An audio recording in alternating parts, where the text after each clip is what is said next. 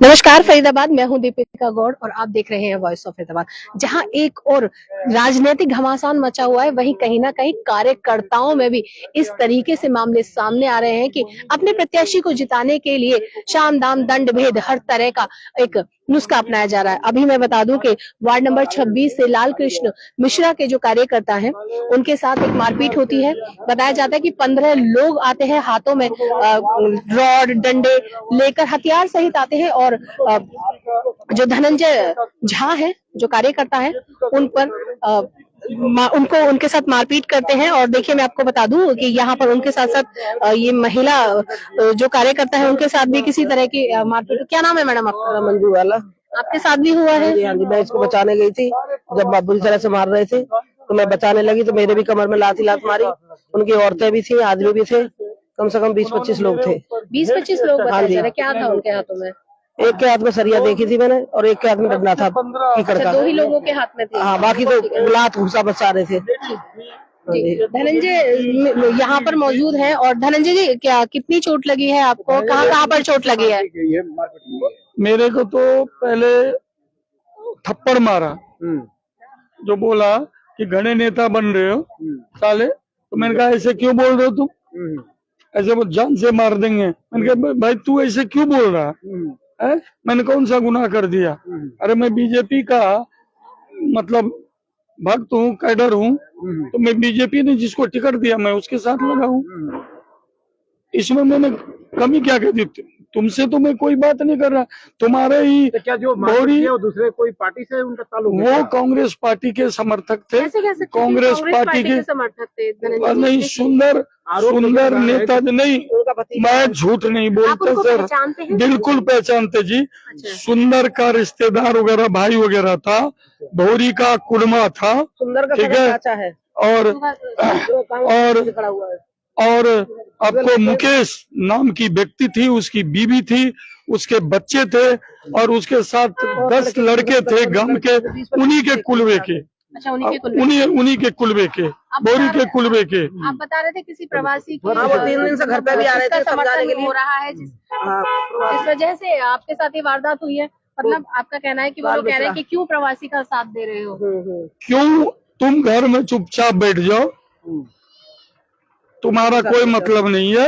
यहाँ से बिहार से आके नेता नगरी मत करे, तुम बैठ जाओ। हाँ जी। तो मैंने कहा कि मैं नेता कहाँ हूँ, मैं तो बीजेपी को सपोर्ट कर रहा हूँ, मैं तो नेता, मैं तो कर्ज करता हूँ यार। तो उसी पर उसने गाली दे करके मुझे पहले थप्पड़ मार दिया। अच्छा। उसके बाद उसका लड़का ने मेरे पैर ये सरिया मार दिया। दिखा दो आप। नहीं सर, ये हम वैसे ही सर, आप आराम से खड़े रहिए। उसके बाद मेरे बाजू पर लात घूसे से मारा, शायद मेरा बाजू भी टूट गया। सरिया से मारा यहाँ पे सर, झूठ नहीं है, कोई झूठ नहीं। उसके बाद हाँ, कंधे में चोट नहीं है, हमें लग रहा है ये टूट गया है। अच्छा। हाँ, हाथ काम नहीं कर रहा है, इसीलिए मैंने MRI की सिफारिश करी है डॉक्टर को। गिरने के बाद भी बहुत मारा, गिरने के बाद गिनती नहीं करी कितनी लात कितने घूसे मारे हैं, ये नहीं पता। हम तो तू बीजेपी छोड़ के मेरे साथ कांग्रेस में आ जा, मेरा सब। अच्छा, पहले आपसे बोला भी गया है कि कांग्रेस में आ जा, आपके हाँ, पहुंचे थे? घर में 2 बार पहुंचा है। जो तू बैठ जा, तू मेरा सब। बीजेपी से कौन चुनाव लड़ रहा है? लाल मिश्रा लड़ रहा है। लाल मिश्रा का आप साथ दे रहे थे? हाँ। अब मैंने ऐसा नहीं है कि लाल मिश्रा का, मैं बीजेपी कैडर हूँ। मैं राजेश नगर जाकर जी का भी साथ दिया, उन्हें भी जिताया। ऐसा नहीं है, मैं 10-12 साल से बीजेपी में हूँ, ऐसा कोई ऐसी बात नहीं है। लेकिन आप इलेक्शन लड़ो, कोई भी लड़ो, पब्लिक को या कार्यकर्ता को आपको धमकाने से, मारपीट करने से क्या फायदा मिलेगा? ऐसे मिलेगा? किसी पूर्वांचली को आप धमका के उसको बैठा रहे हो, किसी प्रवासी को बाहर से आके बस रहा है, जमीन खरीद के वो अपना रह रहा है, तो इसका मतलब ये थोड़ी है कि तुम गांव के हो तो तुम घर घुस के मारोगे। तो कौन से गांव से हैं वो?